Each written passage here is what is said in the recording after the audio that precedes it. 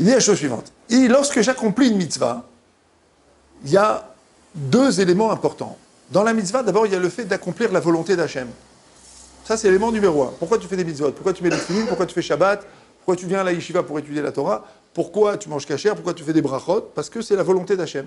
Hachem demande qu'on fasse ça. Alors je fais la volonté d'Hachem. Ça, c'est le premier point.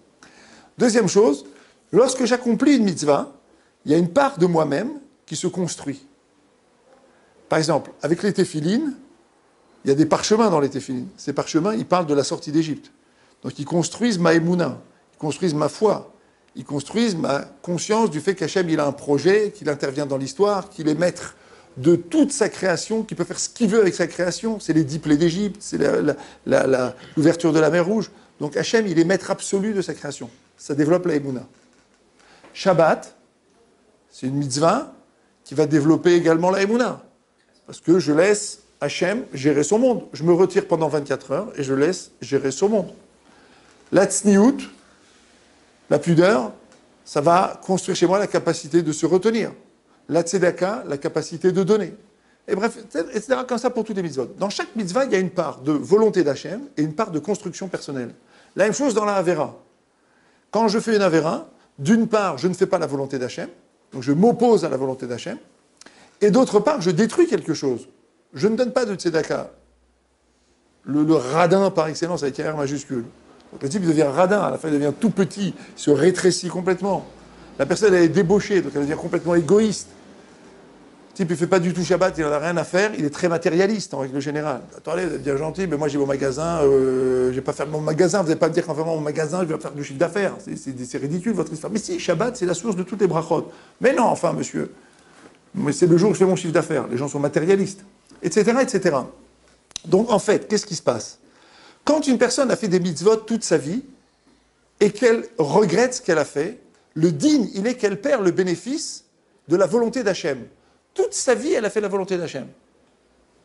Maintenant, elle regrette d'avoir fait la volonté d'Hachem. Alors ça, c'est parti, c'est fini. Mais il y a une chose qui ne peut pas partir, c'est toutes les mitzvot qu'elle a fait. Ça la construit sur le plan personnel. Elle ne peut pas s'en débarrasser comme ça. Pour devenir un rachat, il va falloir qu'elle travaille beaucoup. Il va falloir beaucoup bosser. Ce n'est pas un diplôme qu'elle va acquérir comme ça d'un seul coup. Parce que toute sa vie, elle a fait des mitzvot.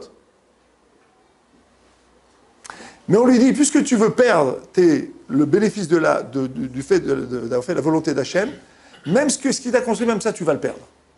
Même ça, tu vas dégringoler très vite. Par contre, lorsque quelqu'un fait teshuva, qu'est-ce qui se passe? Maintenant, il veut faire la volonté d'Hachem. Alors ça va dans le sens que vous avez dit. C'est qu'en fait, jusqu'à présent, il ne faisait pas la volonté d'Hachem. Il dit maintenant, je veux faire la volonté d'Hachem. Et en plus de ça, je regrette de ne pas avoir fait la volonté d'Hachem. Alors viens, on lui dit, tu sais quoi? Puisque tu as fait une teshuva, soit par crainte, soit par amour, on te redonne à un certain degré ou complètement le bénéfice de la volonté d'Hachem. Mais il y a un cadeau qu'on va te faire. Tout ce que la Avera, elle a détruit, ça c'est un cadeau. On va empêcher cette chose-là de te nuire. Ça, c'est un cadeau. Ça, c'est un grand cadeau. C'est-à-dire que tout ce que tu as vécu avant la teshuva, on ne va pas permettre que cette chose-là puisse te nuire. On va permettre que cette chose-là puisse constituer pour toi un frein, une barrière. Alors le Chafetz Chaim, lui, il avait l'habitude de répondre à cette question en disant qu'une personne fait teshuva mais à Hava, quand une personne fait teshuva par amour d'Hachem, par amour pour la Torah, ça veut dire par amour, c'est-à-dire que cette personne, elle aime la Torah, elle a entendu parler des mitzvot de la Torah, on lui a expliqué ce que sont les mitzvot de la Torah, ça lui plaît, alors elle a décidé de les accomplir, par amour de la Torah, elle bénéficie de cette oui. Alors, elle bénéficie donc de ce cadeau.